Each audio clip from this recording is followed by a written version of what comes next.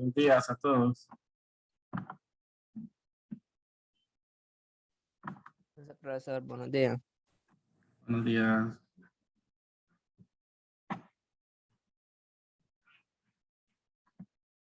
La vez pasada nos correspondía lo que era el estado de resultados, que me dijo Ángel, todavía no hemos visto esa parte.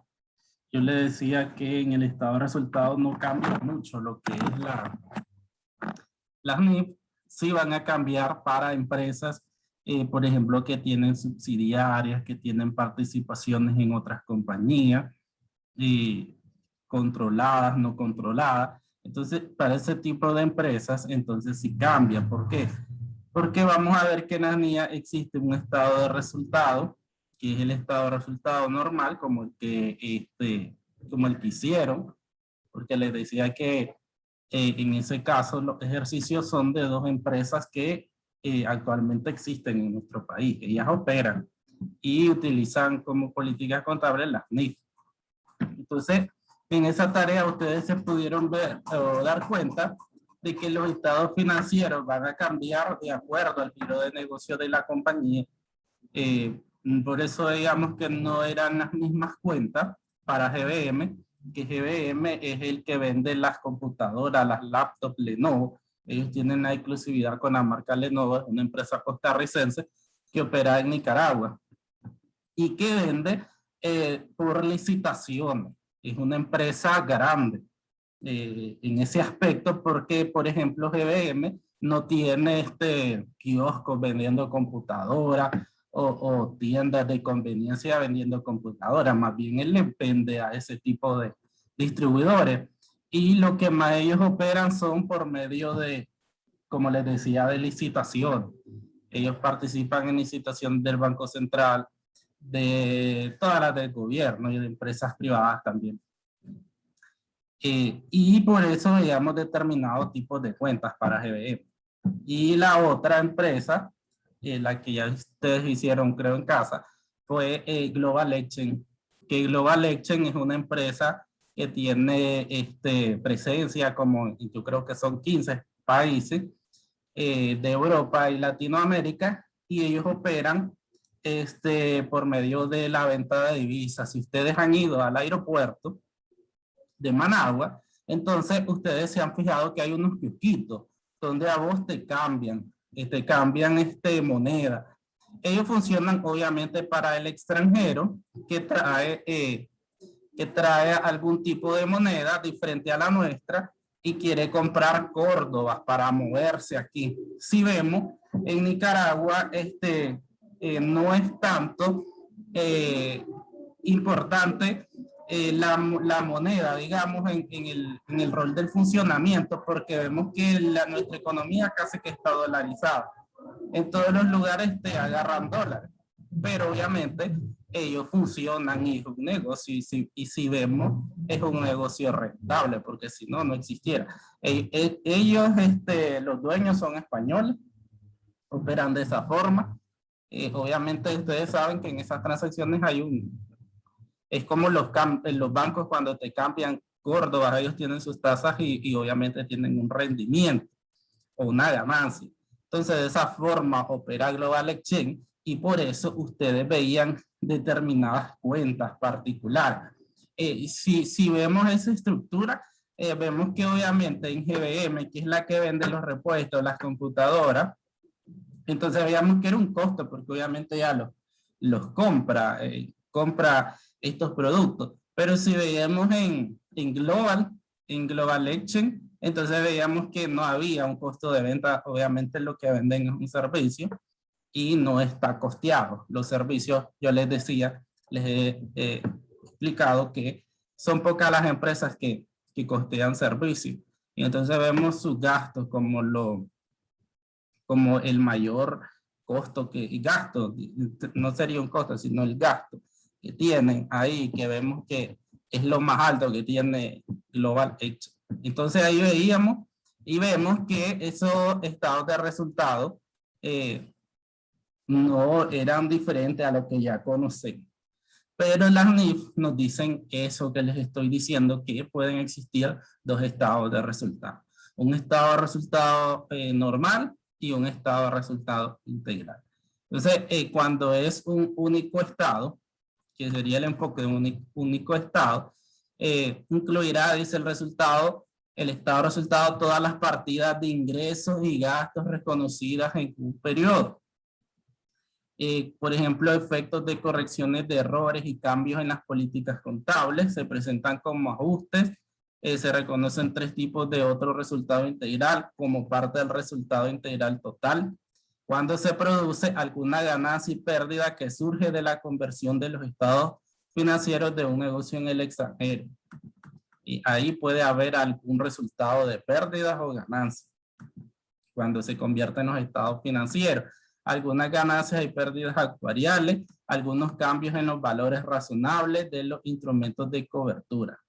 Como mínimo, en el estado de resultado integral, se pueden presentar los ingresos de las actividades ordinarias, los costos financieros, las participaciones en el resultado de inversión en asociadas y entidades controladas, gastos por impuestos, el resultado después de impuestos, el resultado si una entidad no tiene partidas de otro resultado integral, cada partida de otro resultado integral clasificada, la participación en el otro resultado integral de asociadas y entidades controladas de forma conjunta y el resultado integral total.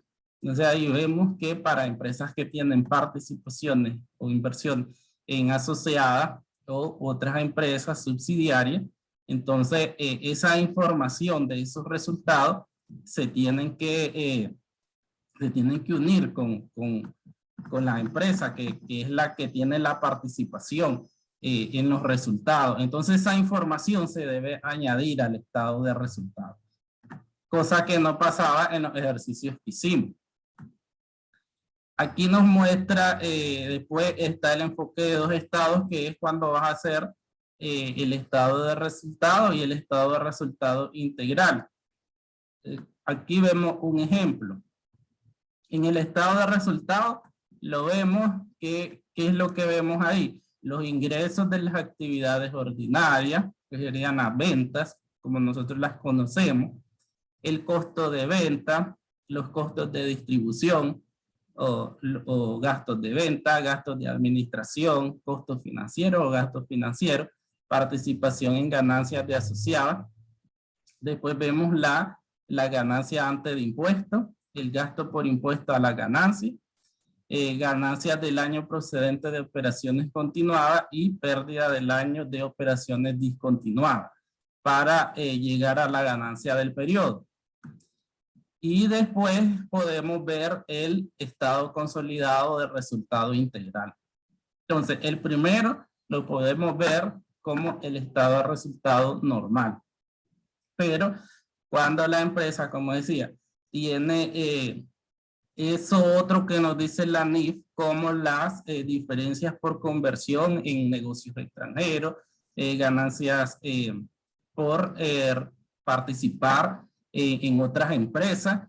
Entonces, esa información se debe de añadir y entonces ahí ya no se va a llamar solo estado de resultado, sino que se va a llamar estado de resultado integral.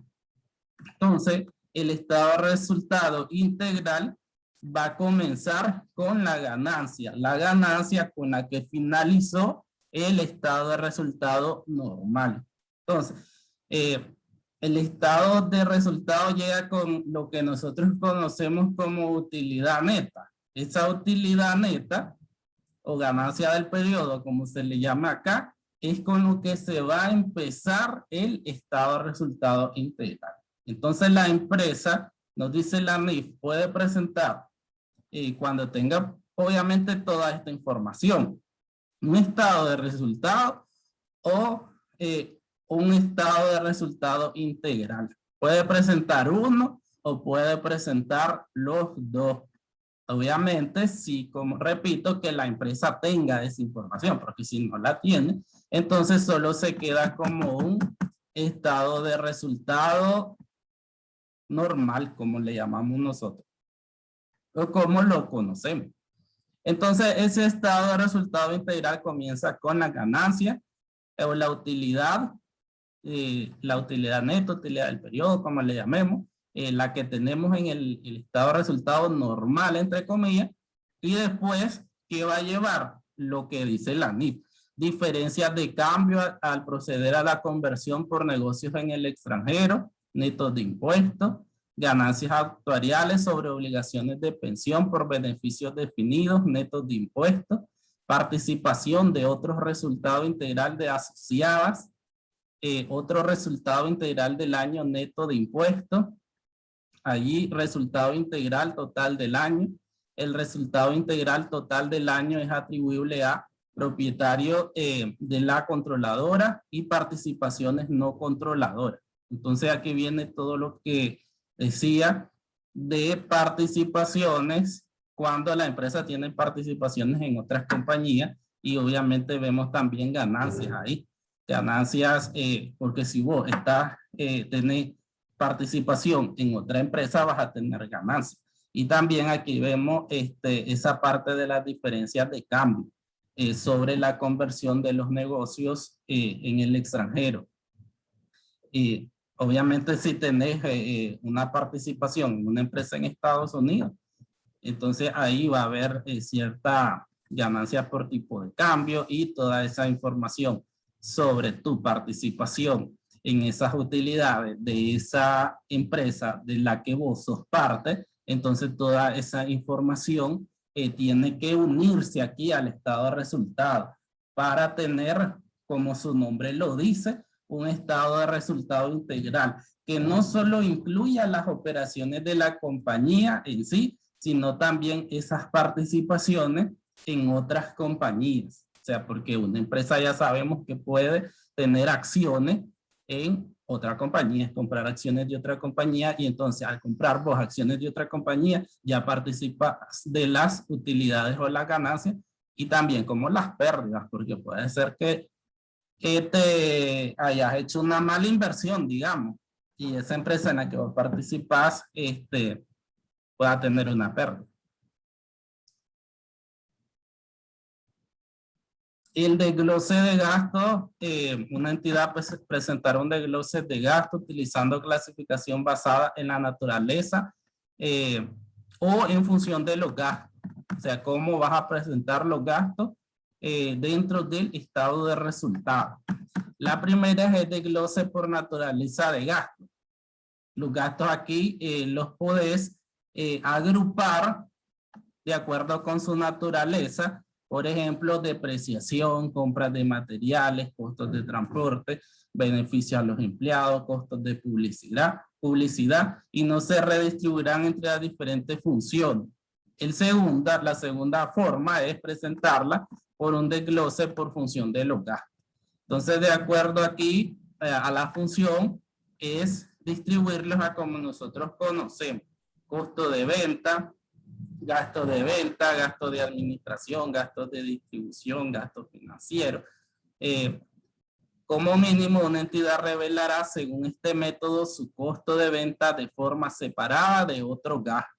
Entonces aquí es como ya lo conocemos o como ya sabemos clasificar los gastos según su función. Tenemos un costo de venta, tenemos gastos de venta aparte, gastos de administración aparte, gastos financieros, y el otro, si vemos por naturaleza, ahí no va en estos grupos, sino que va de forma separada a la presentación de los gastos.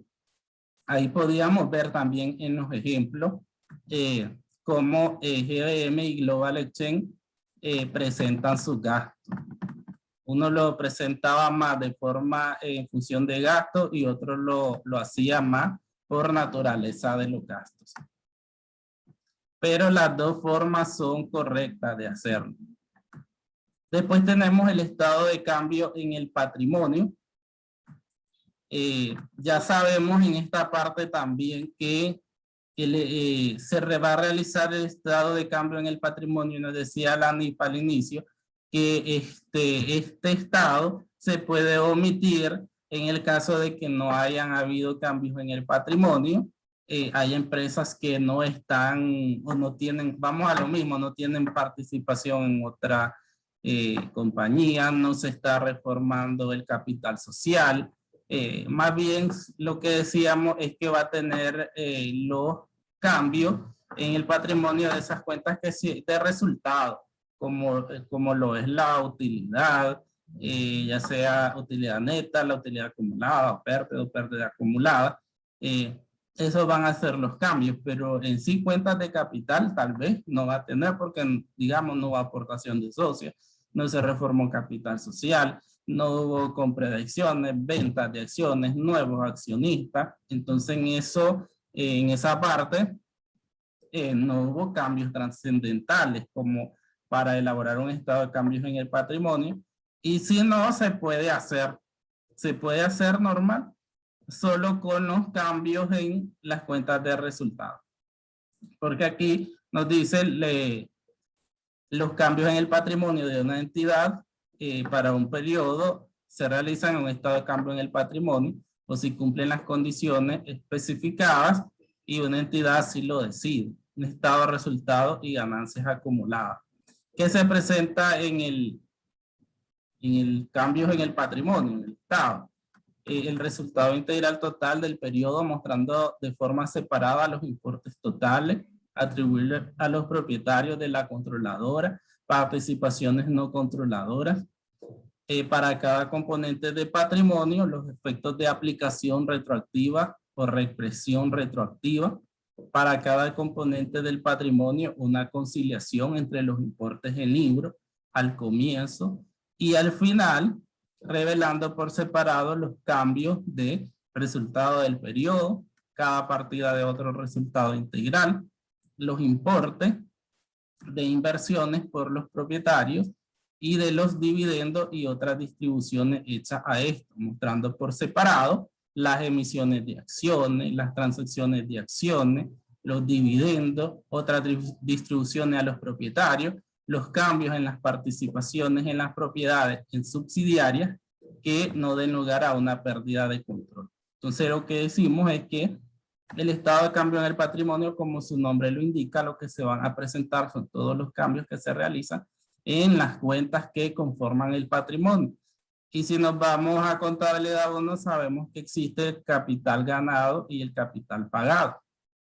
Entonces, cualquiera de estos dos grupos que tiene que ver, uno con el capital social, todas las aportaciones de capital, reformas a capital, y lo segundo con las cuentas de resultados que tiene que ver con las ganancias o las pérdidas, y si obtuvimos ganancias, ver esa parte de cómo se va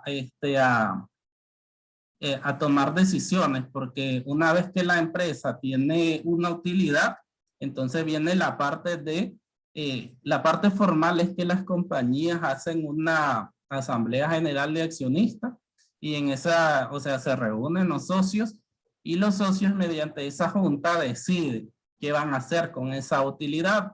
Entonces, esa utilidad se puede acumular, es decir, no la vamos a tocar. Obviamente, si la ley exige una reserva, entonces se deja una reserva legal. Siempre se va a dejar una reserva legal.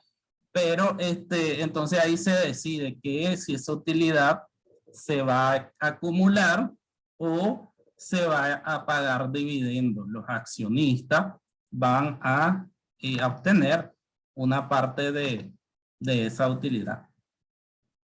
Y se van para Miami. Entonces ahí ellos van a decidir en quórum. Ya sabemos que para eso ahí tiene que ver mucho cuando vean contabilidad de sociedades, la parte de todo lo que es de acciones, pues, y quién tiene en relación a cuántas acciones tiene la compañía y digamos que ese es el que tiene más peso a la hora de tomar decisiones, quien tenga el control sobre las acciones. Y entonces ahí se va a decidir qué se va a hacer con esa utilidad. Por lo general, muchas compañías van acumulando o van invirtiéndole al negocio con esas utilidades que se obtienen. No sé.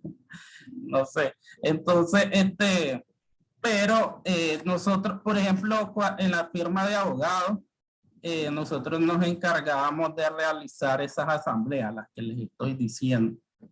Por lo general yo veía que la mayoría de las compañías, lo que les estaba diciendo era que se van acumulando esas utilidades, sobre todo estas que son, si vemos, era lo que les decía, GM en Nicaragua. ¿Por qué? Porque la central está en Costa Rica.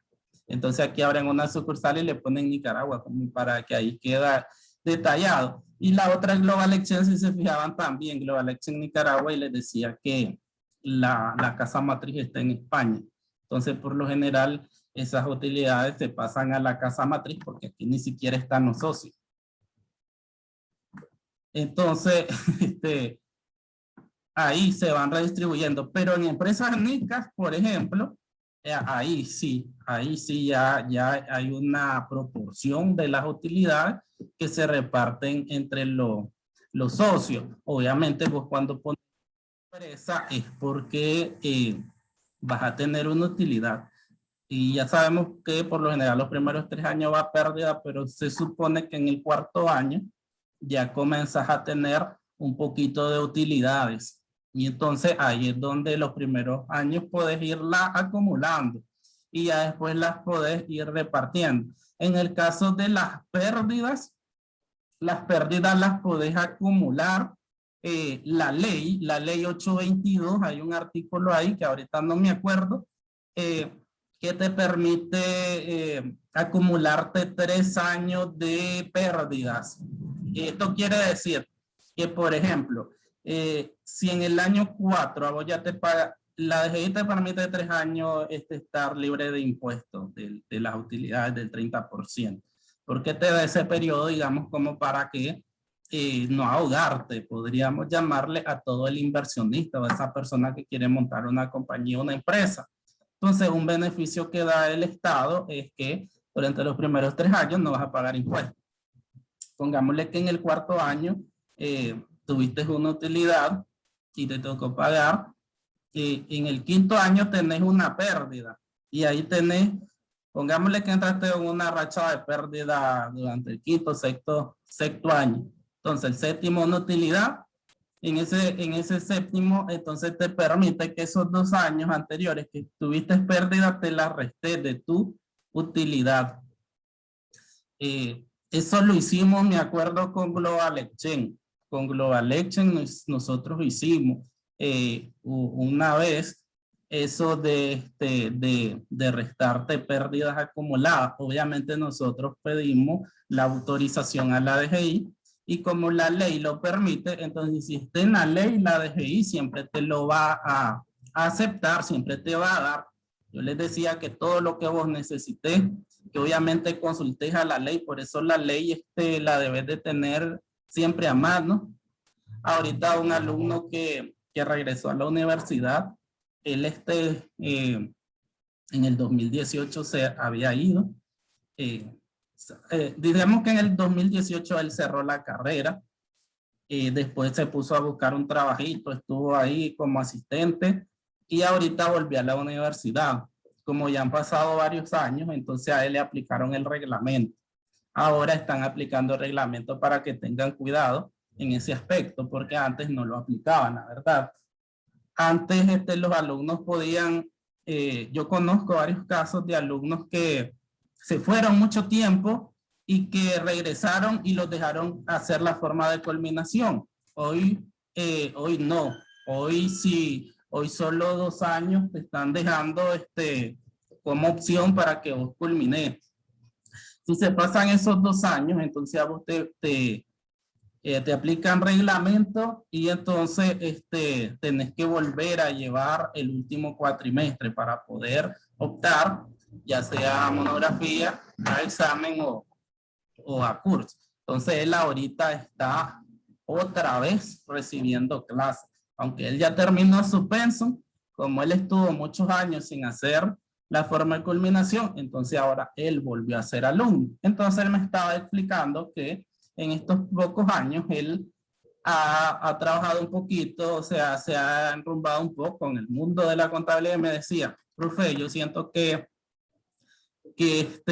una parte muy fundamental No, solo quinto año. Tiene que volver a llevar las clases de quinto año porque él era sabatino. Entonces me dice él, algo que veo importante en la práctica es que el alumno debe de conocer mucho de impuestos. O sea, porque si nos vamos a la parte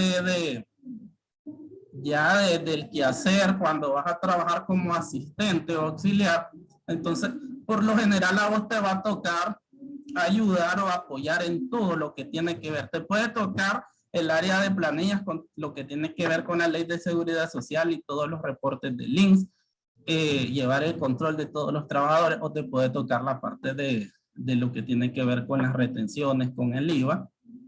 Y entonces, esa parte dice él, yo considero fundamental.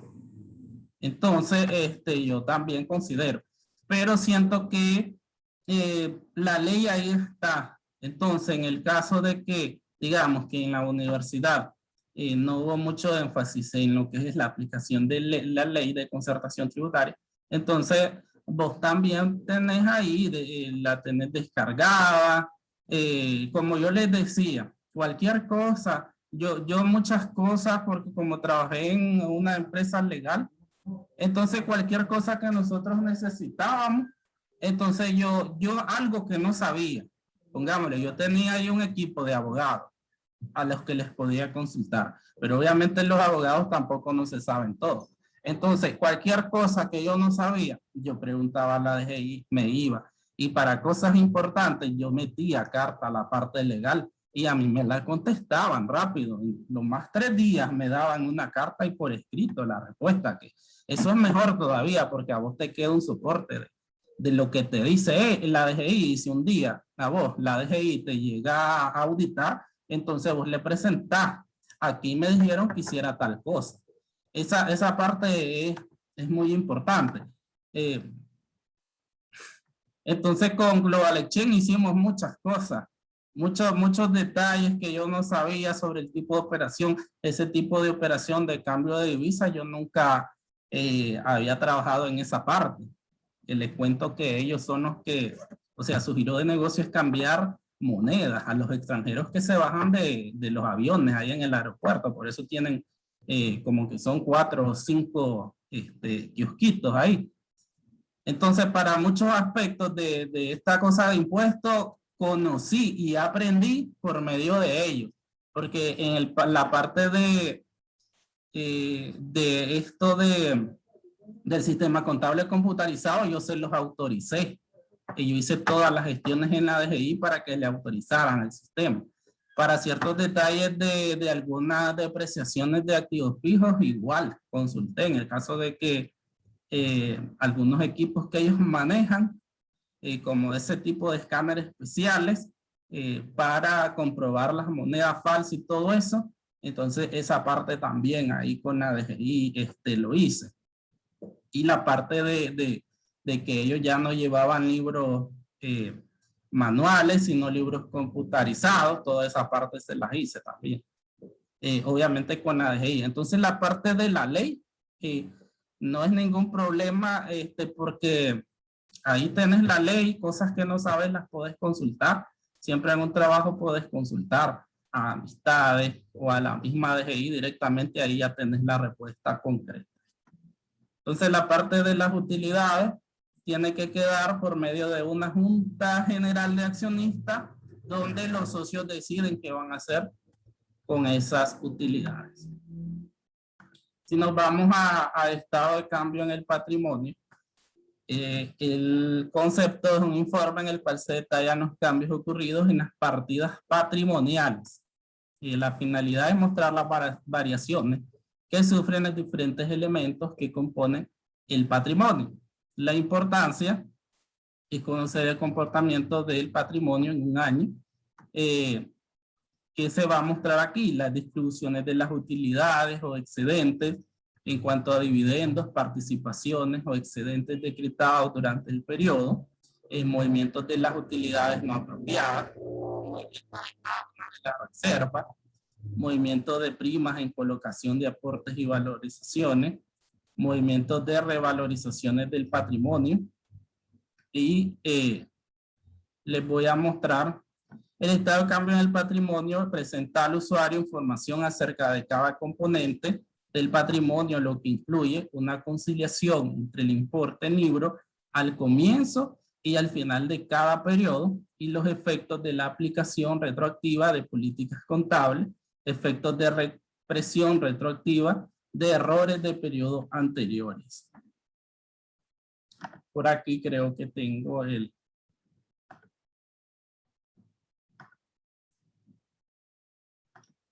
ese de Global, se lo que iba a mostrar.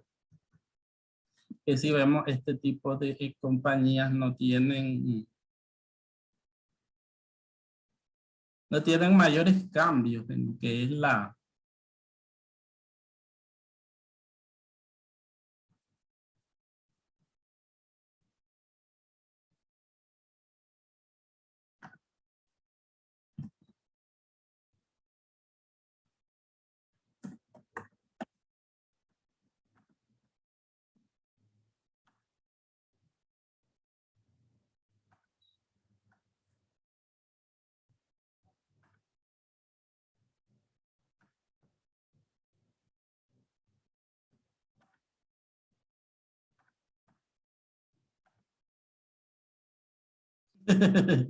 ay, qué aburrido. Hay un silencio bárbaro, no diga. Ah.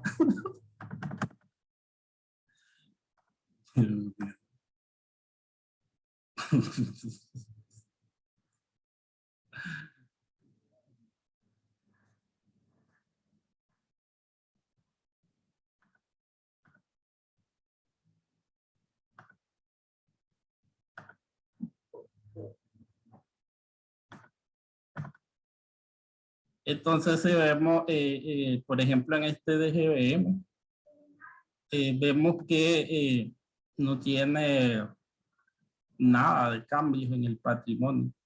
Si vemos, lo único que cambia es la utilidad. Entonces, el capital social sigue siendo el mismo. Aparte que les decía que en Nicaragua, para poder hacer una reforma al capital social, entonces tenés que hacer una serie de pasos, de requisitos en el gestiones, en el registro público mercantil. Tenés que inscribir esa reforma al pacto social. Entonces no es tan fácil y las empresas no están haciendo eso muy a menudo. Y capital adicional para esas aportaciones de socios y que tampoco se dan muchas. Y lo que tiene que ver aquí es lo que vemos, cómo se dan los cambios en él y en las utilidades. Entonces eso es lo que muestra un estado de cambio en el patrimonio y por eso nos decían las NIF que se puede omitir este estado, se puede omitir porque si la empresa no tiene muchos cambios y lo que vemos que las empresas van a tener cambios cuando tengan participaciones en otras sociedades, cuando tengan acciones a la venta. Entonces en cualquier momento vendes acciones, aparecen nuevos accionistas, incluyen nuevos accionistas. Me voy a volver a conectar, ¿oyeron?